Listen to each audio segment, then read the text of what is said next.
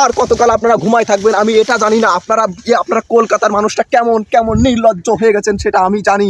কারণ এই যে কলকাতায় আগে হাসিনা যে ট্রাক ইলিশ পৌঁছে দিত, সেই ইলিশগুলো কোথায় গেছে এখন? এখন যে নতুন সরকার বাংলাদেশে এসেছে, আপনারা কি সে খবর রাখেন? এখন যে আমরা কি খাবো? আমাদের সামনে দুর্গা পুজো, এই ইলিশ, এই বাংলাদেশ থেকে যে পদ্মার ইলিশ আমাদের কলকাতার হিন্দুরা খেয়ে থাকতো, সেই ইলিশ বন্ধ করে দিছে। এবং এর সাথে আরও কি বলেছে, আমাদের সাথে থাকুন রিপাবলিক বাংলায়, আপনাদের সব কিছু দেখাবো। এখন এই ইলিশ সম্পর্কে আমাদের একজন প্রতিনিধি বাংলাদেশে রয়েছে, আমি তার সাথে সরাসরি যুক্ত হয়ে যাব।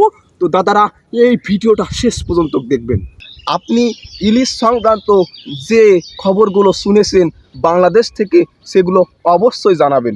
নমস্কার দাদা, আমি আনুর পদ্মাচর থেকে সরাসরি রিপাবলিক বাংলায় যুক্ত হয়েছি। এখান থেকে যে খবরটা আমি পেলাম সেটা হলো কলকাতার মানুষ ইলিশ পাওয়ার যোগ্য না। তারা বলছে হাসিনাকে আগে বাংলাদেশে পাঠাই দিতে হবে, তারপর তারা ইলিশ পাবে। তো আমি এখন বাংলাদেশের পদ্মাচর থেকে ইয়ানুস শর্মার কাছ থেকে যে খবরটি জানতে পারলাম, সেটি হলো আমরা কলকাতার মানুষ আর ইলিশ পাওয়ার যোগ্য নয়। এত বড় একটা অপমান বাংলাদেশ থেকে আমাদের দিয়েছে। গাড়িস নে। এত বড় একটা অপমান বাংলাদেশ থেকে আমাদের বুকে দিয়েছে। আমরা বাংলাদেশে আর কিছুই পাঠাবো না, বাংলাদেশ অচল হয়ে যাবে। সবাই রিপাবলিক বাংলার সাথেই থাকবেন।